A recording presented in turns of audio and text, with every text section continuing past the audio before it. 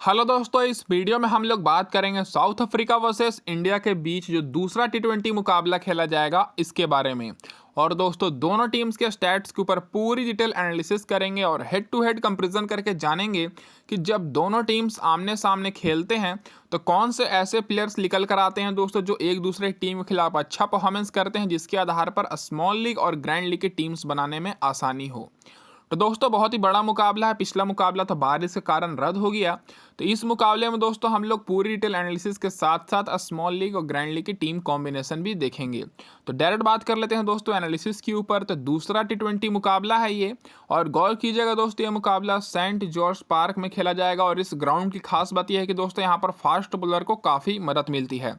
तो इस ग्राउंड की पिच रिपोर्ट डिस्कस करने से पहले बात कर लेते हैं गिहवे के बारे में। तो जिन्होंने भी अभी तक टॉप के 5 कमेंट किए हैं सारे गिहवे का विनर बन चुके हैं। तो मैं सभी को सबसे पहले बधाई दे दूं। और जो लोग पहली बार आए हैं चैनल पर सब्सक्राइब जरूर कर लीजिएगा नोटिफिकेशन बेल को ऑन करके, ताकि आगे जब मैं वीडियो अपलोड करूं तो आपको सबसे पहले नोटिफिकेशन मिले और आप सबसे पहले गिहवे में पार्टिसिपेट करने पाएँ। और टेलीग्राम पर आप सभी लोग जुड़ जाइएगा दोस्तों, डिस्क्रिप्शन में मैंने लिंक दे रखा है। फाइनल अपडेट के लिए टॉस के बाद आपको वहीं पर मिलेगी। अब इसके बाद बात कर लेते हैं दोस्तों इस ग्राउंड की पिच रिपोर्ट के ऊपर। तो सबसे पहले देखा जाए तो दोस्तों यहाँ पर फास्ट बॉलर को ज़्यादा मदद मिलती है। बॉलर्स को फ्रेंडली ये ग्राउंड है, खास करके फास्ट बॉलर को। और जो 3 इंटरनेशनल मुकाबले खेले गए हैं उसमें से 2 बार दोस्तों पहले बैटिंग करते हुए टीम जीती है और 1 बार यहाँ पर चेस करते हुए टीम जीती है। जो भी टीम टॉस जीतेगी दोस्तों यहाँ पर पहले चेस करने का ही निर्णय लेगी। हाईएस्ट स्कोर की बात करें तो साउथ अफ्रीका ने खुद यहाँ पर 179 रन का हाईएस्ट स्कोर बनाया है। एवरेज स्कोर यहाँ पर आपको 140 150 के आसपास देखने को मिलेगा। और लोएस्ट स्कोर यहाँ पर साउथ अफ्रीका का ही है दोस्तों। अब इसके बाद स्कोरिंग पैटर्न पर नजर डालिएगा तो एक चीज़ देखने को मिलेगा कि 150 के नीचे यहाँ पर एक बार मुकाबला हुआ है। 150 और 170 के बीच में एक बार, और 170 और 190 के बीच में एक बार यहाँ पर मुकाबला हुआ है। जो 3 मुकाबले हुए उसमें से एक भी मुकाबला यहाँ पर हाई स्कोरिंग मैच नहीं हुआ है। लेकिन ऐसा बात नहीं है कि इस मुकाबले में हाई स्कोरिंग मैच नहीं हो सकता है। यहाँ पर दोस्तों फास्ट बॉलर के साथ साथ बैट्समैन को भी मदद मिलेगी। जो बैट्समैन थोड़ा सा समय बिता लेंगे पिच पर, तो आपको बैट्समैन पर भी फोकस करना है टीम बनाते समय। अब इसके बाद बात कर लेते हैं दोस्तों पेस वर्सेस स्पिन रिकॉर्ड्स के ऊपर। तो यहाँ पर आप लोग नजर डालिएगा, जो तीनों यहाँ पर मुकाबले हुए हैं उसमें से फास्ट बॉलर को मिला है दोस्तों 29 विकेट और स्पिनर्स को मिला है मात्र 6 विकेट। तो यहाँ पर आप लोग देख ही सकते हैं कि फास्ट बॉलर को कितनी ज़्यादा मदद मिलती है। तो आपको दोनों टीम्स में बेहतरीन फास्ट बॉलर देखने को मिलेंगे। तो यहाँ पर फर्स्ट इनिंग हो या दोस्तों सेकेंड इनिंग, फास्ट बॉलर को मदद तो मिल ही रही है। पहले इनिंग में दोस्तों 14 विकेट लिए हैं फास्ट बॉलर, स्पिनर्स को मात्र 2 विकेट। और सेकेंड इनिंग में 14 विकेट मिली है, 15 विकेट मिली है फास्ट बॉलर को और 4 विकेट स्पिनर्स को। तो दोस्तों आपको फास्ट बॉलर पर ज़्यादा फोकस करना है टीम बनाते समय। अब इसके बाद बात कर लेते हैं तो रिसेंट के जो 3 मुकाबले हुए हैं, देख सकते हैं साउथ अफ्रीका इस ग्राउंड पर अपना पिछला दोनों मुकाबला जीत कर आ रही है। फिर वेस्ट इंडीज जीती थी दोस्तों 5 विकेट से। रिसेंट फॉर्म की बात करें दोनों टीम्स की, तो साउथ अफ्रीका का रिसेंट फॉर्म बहुत ही बुरा है। जो टी20 मुकाबला साउथ अफ्रीका खेल कर आ रहे हैं पिछले 5, उसमें से दोस्तों 4 मुकाबला हारे हैं, केवल 1 ही मुकाबला जीते हैं। और इंडिया का तो दोस्तों आप सभी को पता ही है कि पिछला 5 टी20 मुकाबले जो खेले हैं उसमें से दोस्तों 4 मुकाबला जीत कर आ रहे हैं और सीरीज भी जीत कर आ रहे हैं। अब इसके बाद बात कर लेते हैं दोस्तों यहाँ पर हेड टू हेड रिकॉर्ड्स के ऊपर। तो यहाँ पर आप लोग नजर डालिएगा तो एक चीज़ देखने को मिलेगा कि दोनों टीम्स के बीच अभी तक 23 मुकाबले खेले गए हैं पूरे टी20 के इतिहास में, जिसमें से साउथ अफ्रीका 10 बार बाजी मारी है और इंडिया दोस्तों 13 बार। तो कांटे की टक्कर देखने को मिली है हर बार। और पिछले साल वर्ल्ड कप में एक मुकाबला हुआ था जिसमें साउथ अफ्रीका वो मुकाबला 5 विकेट से जीती थी। फिर उसी साल दोस्तों पिछले साल ही एक सीरीज हुआ था जिसमें दोस्तों 3 मुकाबले में से 2 मुकाबला इंडिया जीती थी और 1 मुकाबला साउथ अफ्रीका। तो सीरीज तो इंडिया जीत ही गई थी। तो रिसेंट में भी दोनों टीम्स का कांटे का टक्कर देखने को मिलता है। अब इसके बाद इसके बाद दोस्तों ये तो होगी हेड टू हेड रिकॉर्ड्स। अब आगे के प्लेइंग 11 और रिसेंट फॉर्म डिस्कस करने से पहले जान लेते हैं दोस्तों यहाँ पर जब दोनों टीम्स आमने सामने खेलते हैं तो कौन से प्लेयर एक दूसरे टीम के खिलाफ अच्छा परफॉर्मेंस करते हैं। तो सबसे पहले इंडिया के बैट्समैन की बात करेंगे, इंडिया के प्लेयर्स की। तो आगे बढ़ने से पहले मैं बस यही बोलना चाहूँगा कि जो लोग चैनल पर पहली बार आए हैं दोस्तों सब्सक्राइब जरूर कर दीजिएगा। और मैं आप लोग से ज़्यादा कुछ नहीं मांगता, बस दोस्तों वीडियो को लाइक कर दीजिए, मेरे लिए इतना ही काफ़ी है। और चलिए बात कर लेते हैं दोस्तों इस वीडियो में दूसरे गिवे के बारे में। तो सिंपल सा सवाल रहने वाला है कि कौन सा दोस्तों player man of the match रहेगा इस मुकाबले में और कौन सा बॉलर सबसे ज़्यादा विकेट लेगा। तो आप सभी को सिंपल अगर जवाब देना है, जिन्हों भाई का सही जवाब रहेगा अगली मैच की वीडियो में गिवे भी अनाउंस करूंगा, फिर प्राइज़ भी दी जाएगी। बात कर लेते हैं सबसे पहले यहाँ पर दोस्तों तो गायकवाड का देख सकते हैं 5 मुकाबले में 96 रन बनाए हैं 19 के एवरेज के साथ साउथ अफ्रीका के खिलाफ। सूर्य कुमार यादव का 62 का एवरेज है, तो ये इस मुकाबले के लिए इंपॉर्टेंट रहेंगे 4 मुकाबले में। श्रेयस अय्यर 8 मुकाबले में 116 रन ही बनाने पाए हैं 19 के एवरेज के साथ, तो श्रेयस अय्यर उतने इंपॉर्टेंट नहीं रहेंगे। ये सब केवल दोस्तों हेड टू हेड रिकॉर्ड्स है, तो यहाँ पर आप लोग देखकर कैप्टन वाइस कैप्टन सेलेक्ट कर सकते हैं ग्रैंड लीग के हिसाब से। ईशान किशन 5 मुकाबले में दोस्तों 41 का एवरेज रहा है, तो दोस्तों सूर्य कुमार यादव और ईशान किशन का अच्छा रिकॉर्ड रहा है दोस्तों साउथ अफ्रीका के खिलाफ, इस मुकाबले के लिए इंपॉर्टेंट रहेंगे। नीचे से बात करें दोस्तों तो रविंद्र जडेजा 2 मुकाबले खेले हैं, 26 रन बनाए हैं, 2 विकेट लिए हैं। और अर्शदीप सिंह और दीपक चहर और मोहम्मद सिराज 3 ही बॉलर खेले हैं। बाकी जो नए नए बॉलर का रिसेंट फॉर्म हम लोग डिस्कस करेंगे, क्योंकि वो लोग अभी तक हेड टू हेड नहीं खेले हैं। तो यहाँ पर आप लोग देखिएगा तो अर्शदीप सिंह दोस्तों 3 मुकाबले में 7 विकेट लिए हैं, दीपक चहर 5 में 5 विकेट और मोहम्मद सिराज 1 में 1 विकेट इनको नहीं मिली है। तो इस मुकाबले में दोस्तों दीपक चहर और अर्शदीप सिंह इंपॉर्टेंट पिक रहेंगे आप सभी लोगों के लिए। अब इसके बाद बात कर लेते हैं साउथ अफ्रीका की तरफ से। तो जो प्लेयर साउथ अफ्रीका की तरफ से खेले हैं हेड टू हेड मैचेस, जिसमें दोस्तों मार्करम 13 मुकाबले में 110 रन 37 के एवरेज के साथ, तो इस मुकाबले के लिए बहुत ही इंपॉर्टेंट रहेंगे। रिजा हैंड्रिक्स का भी दोस्तों अच्छा रिकॉर्ड है, 23 का एवरेज है इंडिया के खिलाफ, इस मुकाबले के लिए इंपॉर्टेंट रहेंगे, ओपनिंग करेंगे। हैंड्रिक्स क्लासन का भी 35 का एवरेज, डेविड मिलर का भी 45 का एवरेज। देखिएगा तो दोस्तों साउथ अफ्रीकन के जो प्लेयर हैं इनका दोस्तों इंडिया के खिलाफ बहुत ही अच्छा रिकॉर्ड रहा है, तो सभी प्लेयर यहाँ पर इंपॉर्टेंट रहेंगे, खास करके डेविड मिलर और एडन मार्करम जिनका बहुत ही अच्छा रिकॉर्ड है, और क्लासन का भी। बॉलर से बात करें तो दोस्तों देखिएगा बॉलिंग सेक्शन से तो केशव महाराज 9 मुकाबले में 8 विकेट लिए हैं, एंड फ्लुक्वायो की बात करें 5 में से 3 विकेट, और तबरेज शमसी 10 मैचेस में 5 विकेट। तो तबरेज शमसी केवल ग्रैंड लीग के लिए ही बेस्ट रहेंगे, और फ्लुक्वायो खेलते हैं तो बाकी केशव महाराज को आप लोग स्मॉल लीग की टीम में भी ले सकते हैं। तो ये तो होगी दोस्तों यहाँ पर हमारी पूरी हेड टू हेड रिकॉर्ड्स। अब इसके बाद बात कर लेते हैं क्या रहेगी दोस्तों इंडिया टीम की इस मुकाबले में प्लेइंग 11। तो इधर से आपको ओपनिंग करते हुए दिखेंगे सुमन गिल के साथ ऋतुराज गायकवाड, फिर श्रेयस अय्यर, फिर सूर्य कुमार यादव, ईशान किशन, रिंकू सिंह। 6ठे नंबर पर आएंगे दोस्तों, बैटिंग करेंगे फिर रविंद्र जडेजा, रवि बिश्नोई, दीपक चहर, अर्शदीप सिंह और मोहम्मद सिराज। तो ये रहेगी दोस्तों इंडिया की प्लेइंग 11। कोई ही बदलाव होगा तो मैं आपको टेलीग्राम पर अपडेट करूंगा, तो सभी लोग टेलीग्राम चैनल ज्वाइन कर लीजिए। अब इसके बाद बात कर लेते हैं दोस्तों इन सारे प्लेयर्स के रिसेंट के 5 मुकाबले के परफॉर्मेंस के ऊपर। तो सबसे पहले बैटिंग सेक्शन से नज़र डाली जाए तो सुमन गिल का रिसेंट का परफॉर्मेंस देखा जाए तो मतलब ठीक ही ठाक है। पिछले 5 मुकाबले में 2 मुकाबले में अर्धशतक बनाए हैं, तो इस मुकाबले के लिए इंपॉर्टेंट तो रहेंगे ही। स्मॉल लीग और ग्रैंड लीग के लिए पिछले मुकाबले में 4 रन ही बनाने पाए थे। ऋतुराज गायकवाड का भी पिछला बहुत ही अच्छा गया है दोस्तों T20 सीरीज ऑस्ट्रेलिया के खिलाफ, तो इस मुकाबले के लिए भी इंपॉर्टेंट पिक रहेंगे। तो दोनों ओपनर्स आप लोग के लिए स्मॉल लीग ग्रैंड लीग के लिए इंपॉर्टेंट रहेंगे। बाकी दोस्तों श्रेयस अय्यर की बात करें तो पिछला मुकाबला में तो अर्धशतक बनाकर आ रहे हैं, लेकिन आप लोग चाहें तो इनको स्मॉल लीग में ड्रॉप कर सकते हैं। साउथ अफ्रीका के खिलाफ उतना अच्छा रिकॉर्ड इनका रहा नहीं है, ग्रैंड लीग के लिए इंपॉर्टेंट रहेंगे। फिर सूर्य कुमार यादव और ईशान किशन की बात करें तो इनका रिसेंट परफॉर्मेंस एवरेज ही गया है, मतलब सूर्य कुमार यादव पिछले 4 मुकाबले में उतना अच्छा रन स्कोर नहीं किए हैं, एक मुकाबले में 80 रन बना कर आ रहे हैं। तो दोस्तों ये ऑस्ट्रेलिया के साथ जो T20 सीरीज हुआ था उसका रिकॉर्ड है, और ईशान किशन और सूर्य कुमार यादव का हेड टू हेड रिकॉर्ड बहुत ही अच्छा है, तो ये दोनों आप लोग के लिए डिफरेंशियल पिक रहेंगे।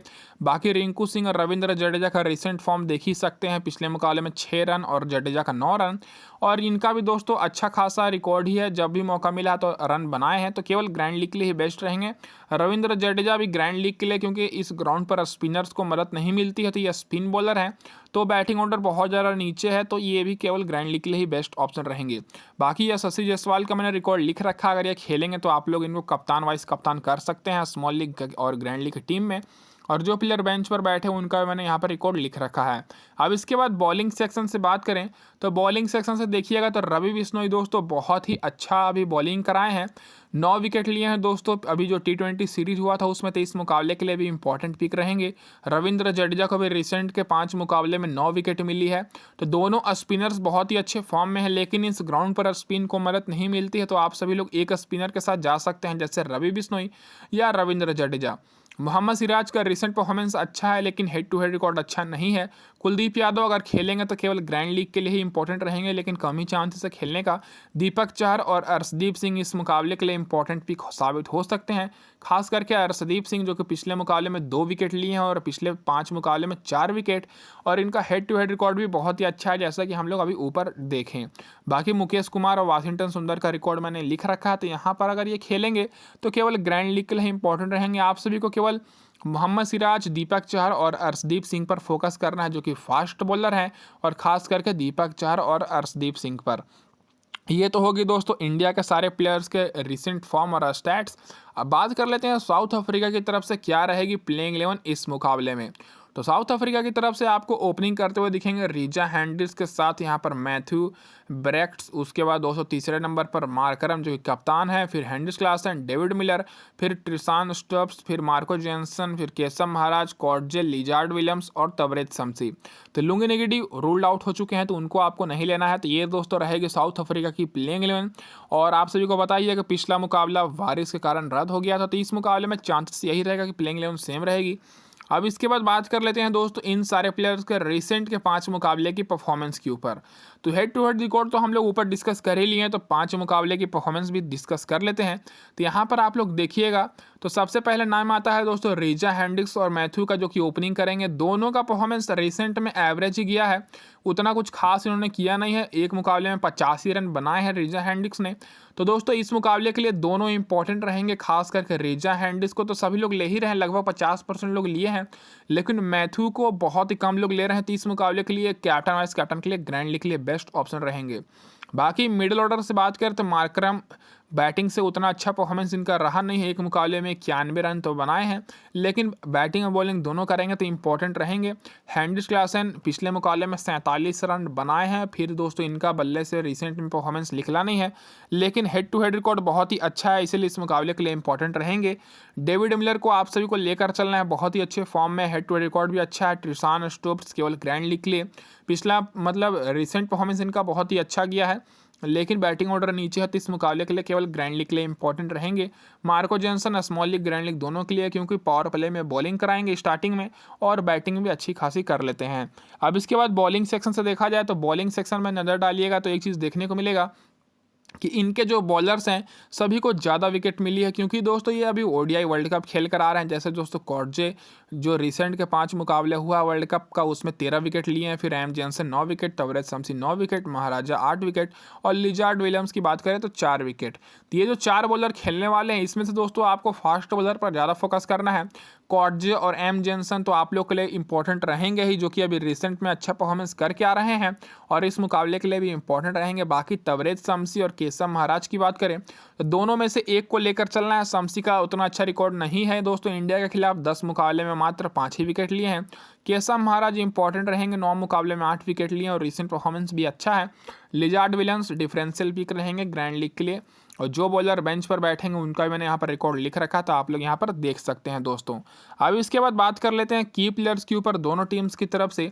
तो की प्लेयर दोस्तों इस मुकाबले में हमारे रहने वाले हैं इंडिया की तरफ से शुभमन गिल, ईशान किशन, सूर्य कुमार यादव, अर्शदीप सिंह, मोहम्मद सिराज, और साउथ अफ्रीका की तरफ से रहेंगे Reeza Hendricks, Aiden Markram, David Miller, कॉर्जे और यहाँ पर मार्को जेनसन। तो ये होगी दोस्तों यहाँ पर हमारी पूरी डिटेल एनालिसिस। में उम्मीद करता हूँ कि आपको अच्छी से समझ में आई होगी। अब डायरेक्ट हम लोग बात कर लेते हैं टीम कॉम्बिनेशन के ऊपर। तो दोस्तों यहाँ पर अब हम लोग बात कर लेते हैं टीम कॉम्बिनेशन के ऊपर। तो सबसे पहले यहाँ पर हम लोग स्मॉल लीग की टीम देखेंगे दोस्तों, फिर उसके बाद ग्रैंड लीग की भी। तो आगे बढ़ने से पहले मैं बस यही बोलना चाहूँगा कि दोस्तों जो लोग भी चैनल पर पहली बार हैं सब्सक्राइब जरूर कर दीजिएगा, और बस दोस्तों वीडियो को लाइक कर दीजिए, मेरे लिए इतना ही काफ़ी है। विकेट कीपर सेक्शन से बात करें तो दोस्तों यहाँ पर आप सभी को 3 ऑप्शन देखने को मिलेंगे जो कि खेलेंगे, हैंड्रिक्स क्लासन, ईशान किशन और ट्रिसान स्टॉप्स। तो इनका बैटिंग ऑर्डर बहुत ज़्यादा नीचे है, तो इनको फिलहाल अभी इग्नोर करके चलते हैं। तो हैंड्रिक्स क्लासन बैटिंग करने आएंगे दोस्तों एडन मार्करम के जस्ट बाद सेकेंड डाउन, और ईशान किशन का भी कंफर्म नहीं है, ये दोस्तों नीचे भी आ सकते हैं या तो दोस्तों फर्स्ट डाउन भी आ सकते हैं। तो अगर ये फर्स्ट डाउन आएंगे बैटिंग करने तो ये इंपॉर्टेंट रहेंगे, क्योंकि साउथ अफ्रीका के खिलाफ इनका 41 का एवरेज रहा है, हर मुकाबले में शानदार परफॉर्मेंस किए हैं। तो यहाँ पर ईशान किशन डिफरेंशियल पिक रहेंगे अगर ये पहले आएंगे बैटिंग करने। तो फिलहाल यहाँ पर हम लोग हैंड्रिक्स क्लासन को लेकर चलेंगे। बैटिंग सेक्शन से सबसे पहले दोस्तों यहाँ पर जो कन्फ्यूजन ये हो रही है कि दोस्तों कुछ प्लेयर्स ऐसे हैं जिनका बैटिंग ऑर्डर पहले है, लेकिन उनको बहुत ही कम लोग ले रहे हैं। जैसे दोस्तों रीजा हैंड्रिक्स हो गए, श्रेयस अय्यर हो गए, लेकिन आप सभी को सबसे पहले यहाँ पर लेकर लेकर चलना है दोस्तों शुभमन गिल को और ऋतुराज गायकवाड़ जो कि ओपनिंग करेंगे। उसके बाद यहाँ पर दोस्तों मैं डेविड मिलर को ना लेकर रेजा हैंडिस को लेकर चलूंगा, जो कि दोस्तों साउथ अफ्रीका की तरफ से ओपनिंग करेंगे। अगर आप लोग यहाँ पर डेविड मिलर को लेना चाहते हैं तो ले सकते हैं, लेकिन मैं यहाँ पर अपने चॉइस के ऊपर रेजा हैंडिस को ले रहा हूँ और यहाँ पर मैं सूर्य कुमार यादव को। और अगर इंडिया की टीम टॉस जीत जाती है तो यहाँ पर मैं सूर्य कुमार यादव की जगह पर ले सकता हूँ दोस्तों, यहाँ से कह सकते हैं डेविड मिलर को, या तो दोस्तों नीचे से यहाँ पर मैं मैथ्यू ब्रैक्स को यहाँ पर ले सकता हूँ। तो फिलहाल दोस्तों यहाँ पर मैं 4 बैट्समैन के साथ जाऊँगा, सूर्य कुमार यादव, शुभमन गिल और ऋतुराज गायकवाड़। 3 मैंने इंडिया के बैट्समैन को लिया और यहाँ पर 1 बैट्समैन ले रहा हूँ रेजा हैंडिस साउथ अफ्रीका की तरफ से। यहाँ पर आप लोग डेविड मिलर को ले सकते हैं, लेकिन मैं हैंडिस के साथ जा रहा हूँ जो कि ओपनिंग करेंगे। अब इसके बाद ऑलराउंडर सेक्शन से बात की जाए तो सबसे पहले यहाँ पर हम लोग लेंगे मार्को जैनसन को, जो कि बैटिंग और बॉलिंग दोनों करेंगे। उसके बाद एडन मार्करम को यहाँ से लेकर चलेंगे। तो दोनों के दोनों यहाँ पर साउथ अफ्रीकन ऑलराउंडर्स को ही लेंगे दोस्तों। और यहाँ पर आप लोग रविंद्र जडेजा को ले सकते हैं, लेकिन दोस्तों ये स्पिन बॉलर हैं, तो स्पिन बॉलर को इस ग्राउंड पर उतनी मदद नहीं मिल रही है, इसलिए दोस्तों हम लोग इनकी जगह पर एक फास्ट बॉलर को लेकर चलेंगे। तो यहाँ पर फिलहाल 2 ही ऑलराउंडर्स के साथ हम लोग जाएंगे। बॉलिंग सेक्शन से सबसे पहले लेंगे दोस्तों मोहम्मद सिराज को और रवि बिश्नोई को इंडिया की तरफ से। उसके बाद दोस्तों साउथ अफ्रीका की तरफ से कॉडजे को लेंगे।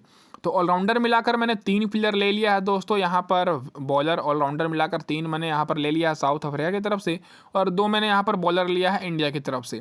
तो आपके पास ऑप्शन है, या तो दोस्तों आप लोग यहाँ पर ईशान किशन को लीजिए, या तो दोस्तों यहाँ पर आप लोग डेविड मिलर को लीजिए, या रविंद्र जडेजा, या दोस्तों यहाँ पर मैं लेकर चलूँगा दीपक चहर, नहीं तो दोस्तों यहाँ पर अर्शदीप सिंह को।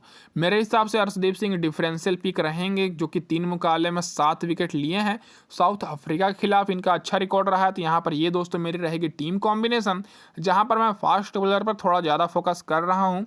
दोनों टीम्स की तरफ से ऑलराउंडर मिलाकर मैंने 2 फास्ट बॉलर को लिया है और 1 स्पिन बॉलर को लिया है ऑलराउंडर मिलाकर। तो ये रहेगी दोस्तों हमारी team combination, 4 batsman, 1 wicket keeper, 2 यहाँ पर ऑलराउंडर और 4 बॉलर। कैप्टन वाइस कैप्टन की बात कर लेते हैं अब इसके बाद।